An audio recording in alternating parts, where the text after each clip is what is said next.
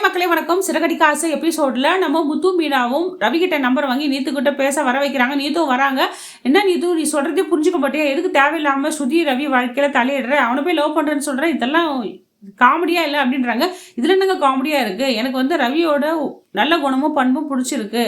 அதனால வந்து நான் ரவியை லவ் பண்றேன்றாங்க. மீனா கோவம் வந்து, நீ என்ன லூசா?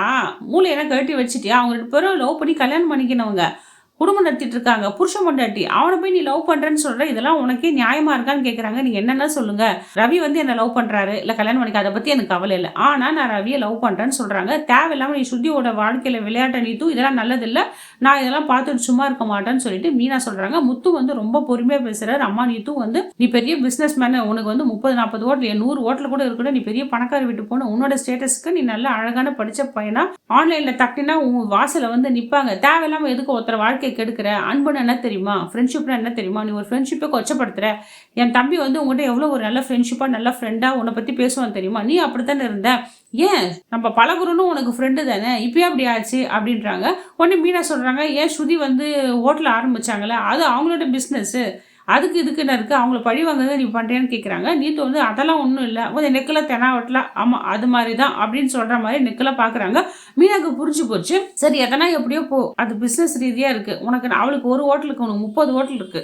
அவள் வருமானத்துக்கு எடுத்தா நீ பிழைக்க வேண்டிய அவசியம் உனக்கு கிடையாது. நீத்து ஒழுங்கா உன் வாழ்க்கையை பார்த்துக்கோ. இதில் 3 பேர் வாழ்க்கை அடங்கியிருக்கு.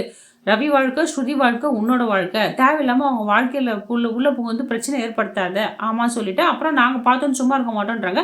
நீங்கள் என்னென்ன சொல்லிக்கோங்க, நான் இப்படி தான் இருப்பேன்றாங்க. நம்ம முத்து ஃப்ரெண்ட்ஸே சொல்கிறாங்க, அம்மா நீங்கள் ரொம்ப படிச்சவங்க, ஏன் இது மாதிரி கேவலமாக பிஹேவ் பண்ணுறீங்கன்னு கேட்குறாங்க. நம்ம முத்தெல்லாம் உனக்கு ஒரு எத்திக்ஸ் இல்லை, ஏன் அப்படி இருக்க நீத்தும், நான் பொறுமையாக சொல்லிட்டு இருக்கேன், அப்புறம் என்னோட கோவத்துக்கு ஆளாக்காத, நம்ம மத்து மரியாதை இல்லாத பேசிடுவேன்னு சொல்கிறாங்க. நீங்கள் யாரும் என்ன சொல்லிங்க, என்னென்ன பண்ணீங்க, அதை பற்றி எனக்கு கவலை கிடையாது, நான் ரவியை லவ் பண்ணுறேன்னு சொல்லிட்டு அந்த இடத்துல இருந்து போயிடுறாங்க. முத்து மீனா பேசிக்கிறாங்க. இது ஏன் இப்படி பண்ணுது, வேணே பண்ணுதா, என்ன பண்ணுன்னு தெரியலன்றாங்க. சரி முத்து என்ன பண்றாரு, ஒரு நிமிஷம் அமைதியா இருமீனா, நம்ம வந்து இதை அப்புறமா பேசி இதை வேற விதமா தான் டீல் பண்ணணும்னு சொல்லிட்டு பேசிட்டு இருக்காங்க. ரவியும் அங்க ஸ்ருதியை பாக்குறதுக்காக அங்க போறாரு. அதுக்கு முன்னாடி ஸ்ருதி அந்த ரூம்ல கது சாத்திட்டு கதவே திறக்க மாட்டாங்க. அவங்க அம்மா அப்பா எவ்வளவு கெஞ்சுறாங்க, வெளியே வாமா, என்ன பிரச்சனை சொல்லுன்ட்டு.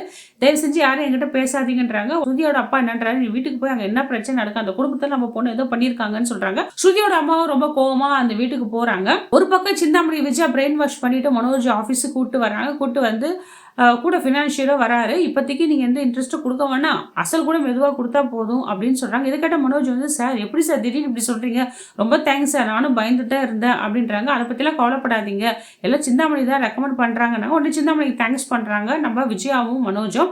ஆண்டி நீங்கள் ரொம்ப விதத்தில் ஹெல்ப் பண்ணிருக்கீங்க, இந்த நன்றி நான் மறக்கவே மாட்டேன்றாங்க. இதெல்லாம் விடுப்பா, நான் மாஸ்டருக்காக என்ன ஒன்று செய்வேன், ஃபினான்ஷியலாகவும் எல்லா விதத்திலும் ஹெல்ப் பண்ணுவேன், நீங்கள் கவலைப்படாதீங்க, நான் இருக்குன்னு சொல்லிட்டு சப்போர்ட் பண்ணுறாங்க. கொஞ்சம் கொஞ்சமாக சிந்தாமணி குழியில் வந்து 2 பேரும் விழ பாக்குறாங்க. இன்னும் கொஞ்ச நேரத்துல 2 பேருமே விழுந்துருவாங்க. அந்த நேரத்துல ஒரு பிரெயின் வாஷ் பண்றான், இந்த செக் தரேன், இதை வாங்கிக்கோங்க, வீட்டு பத்திரத்தை மீட்டு வந்துருங்கன்னு சொல்றாங்க.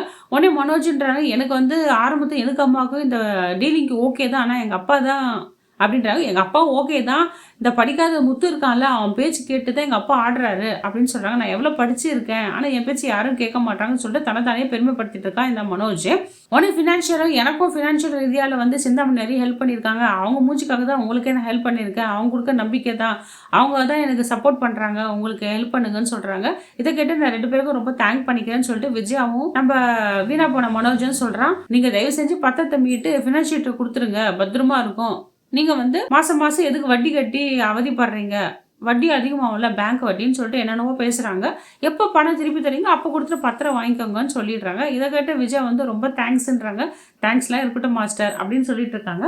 ஒன்று இப்போ அப்பா கையெழுத்து தானே இடைஞ்சலா இருக்கு, நான் எவ்வளோ விஷயம் பண்ணியிருக்கேன், ஆல்ரெடி கல்யாணம் ஆகி குழந்தை பெற்றவளே கல்யாணம் பண்ணியிருக்கேன், நானே ஒரு பொண்ணை ஏமாத்திருக்கேன், அது மட்டும் இல்லாமல் எங்கள் அப்பாவோட பென்ஷன் பண்ணி மொத்தத்தையும் ஆட்டை போட்டிருக்கேன், எவ்வளோ லாஸ் பண்ணியிருக்கேன், இதெல்லாம் எனக்கு புது விஷயம் ஆண்டி, நான் வந்து எங்கள் அப்பா மாதிரி சைன் போட்டு அந்த பத்திரத்தை மீட்டு நான் ஃபினான்ஷியல்ட்ட கொடுத்துட்றேன்னு இந்த முட்டாள் மனோஜ் சொல்கிறான். டோட்டலாக இப்போ தாங்க சிந்தாமணிக்கு ஒரு நம்பிக்கை வந்திருக்கு. நாம போன பழத்தில் வந்து இந்த 2 முட்டாள் விழுந்துருச்சுங்க, கூடி சீக்கிரம் மொத்த முட்டாள் விழுந்துருங்க. அப்போ மொத்த குடும்பம் யார் கையில இருக்கு, சிந்தாமணி கையில இருக்கு. கடைசியில அந்த குடும்பம் என்ன அவதிப்பட போது தெரியல.